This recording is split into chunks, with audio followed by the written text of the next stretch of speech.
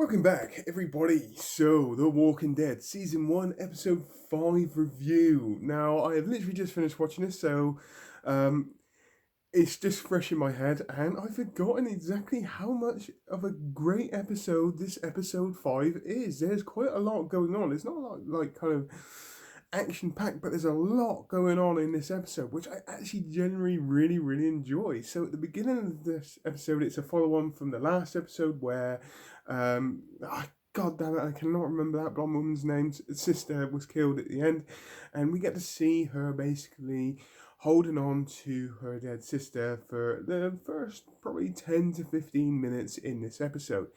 And even I remember the first time I watching it, it's like, why are you doing this? I get that there is like an emotional attachment there being like there being her sister, and you finally get to see why she was doing this. It was more of a she was waiting for her to wake up so she can say her goodbye to her, even though she probably wouldn't understand exactly. Well, she wouldn't understand it at all what she was talking about or what was going on. It's that kind of personal sense of a goodbye, and it's very well done. It is full of emotion, you can feel that, and this pretty much this whole episode is generally full of emotion anyway, which I generally really do enjoy. It also starts to take a different turn in this series as well. So where they've been in the quarry for the last four episodes, they finally decide to actually move.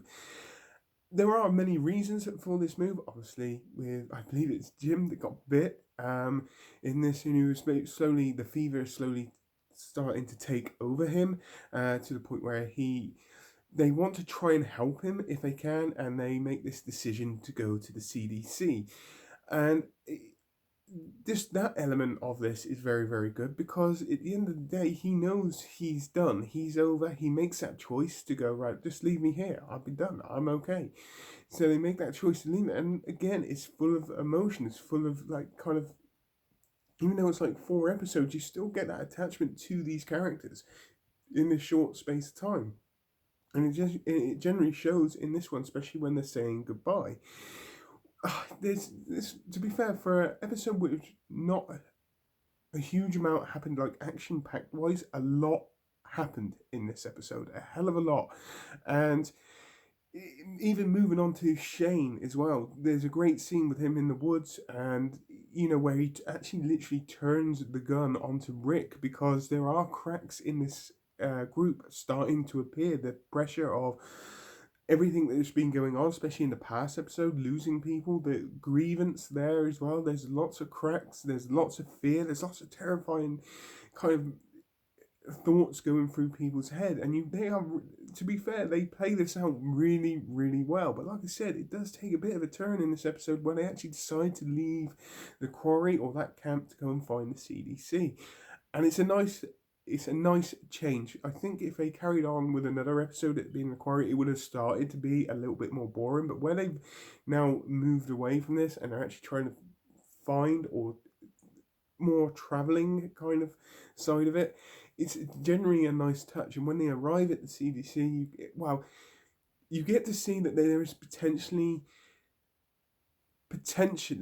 a cure being done or being made for this disease, which then takes a complete flip turn of this whole episode, where you think it's over and it's basically a guy in the CDC documenting himself, obviously doing tests and all that. And it's a very it's a very good turning point in this series.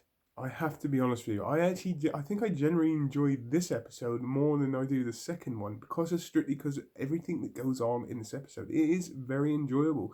There is despair, there is fear, there is a lot of emotion. There's not a lot of action, but it doesn't need to happen. There is that the cracks appearing in the group. The leadership from Rick is starting to take its toll on him and the group as well.